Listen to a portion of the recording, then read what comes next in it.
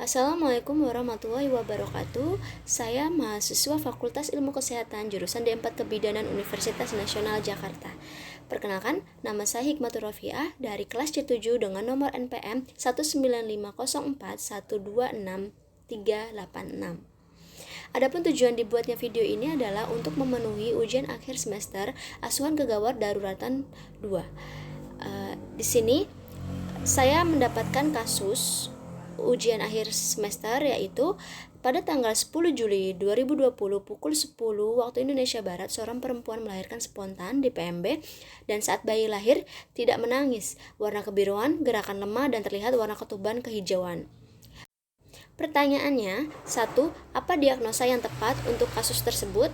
Nah, kasus tersebut memiliki diagnosa yaitu asfiksia neonatrum. Pertanyaan kedua yaitu apa tindakan segera yang dilakukan pada kasus tersebut. Nah, pada saat kita melakukan pertolongan persalinan, sebelumnya kita sudah mempersiapkan alat untuk melakukan resusitasi. Nah, ketika bayi lahir, kita langsung melakukan penilaian secara spontan sambil meletakkan bayi di atas perut ibu. Pertanyaan kedua, apa tindakan segera yang tepat untuk kasus tersebut? Nah, pada saat kita melakukan pertolongan persalinan, sebelumnya kita sudah menyiapkan alat-alat untuk melakukan resusitasi. Nah, saat bayi lahir, kita langsung melakukan penilaian secara spontan sambil meletakkan bayi di atas perut ibu atau dekat dengan perineum dan tidak lupa untuk kita selimuti. Setelah dilakukan penilaian, didapatkan bahwa bayi tidak menangis, kemudian tonus ototnya lemah dan warna kulitnya kebiruan serta terlihat warna ketubannya kehijauan, maka kita langsung melakukan pemotongan tali pusat. Kemudian kita tetap selimuti bayi. Dan kita menjelaskan pada ibu dan keluarga mengenai keadaan bayi. Bu, Pak, maaf, ini bayinya tidak bisa menangis. Saya bantu untuk melakukan pernafasan ya. Setelah itu segera pindahkan bayi ke atas meja resusitasi yang telah disiapkan.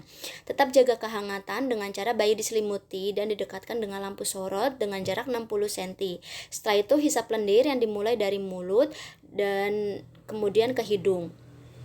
Setelah dilakukan hisapan lendir, setelah itu keringkan dan rangsang mulai dari muka, kepala, hingga tubuh bayi dengan sedikit ditekan. Dan atur kembali posisi bayi dengan tetap bayi diselimuti. Ganti kain yang lembab atau yang basah dengan kain yang kering yang ada di bawahnya. Setelah itu atur kembali posisi kepala bayi dengan sedikit ekstensi.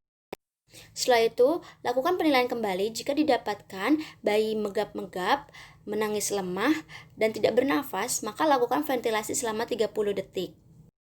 Lakukan pemasangan sungkup pada muka bayi yang menutupi hidung hingga mulut bayi. Kemudian setelah sungkup terpasang dan sudah dipastikan bahwa dada bayi mengembang, lakukan ventilasi selama 20 kali dalam waktu 30 detik. Jika bayi mulai normal, hentikan ventilasi secara bertahap. Lakukan pemantauan dan lakukan asuhan BBL. Bila bayi belum bernafas, maka ulangi langkah ventilasi. Nilai setiap 30 detik. Nilai apakah bayi bernafas normal ataukah bayi tidak bernafas ataukah megap-megap. Setelah itu, bila bayi tidak bernafas atau megap-megap, maka terus lakukan ventilasi 20 kali selama 30 detik.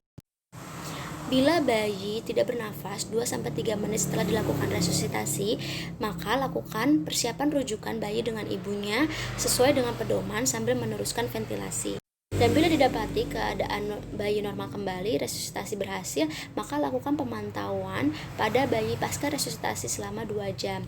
Lihat tanda-tanda kesulitan bayi bernafas, apakah bayi terdapat tarikan dinding dada saat bernafas, lihat nafasnya megap-megap, lihat frekuensi nafas kurang dari 30 kali per menit kah atau lebih dari 60 kali per menit kah. Setelah itu baru perhatikan bayi mengalami sianosis atau tidak.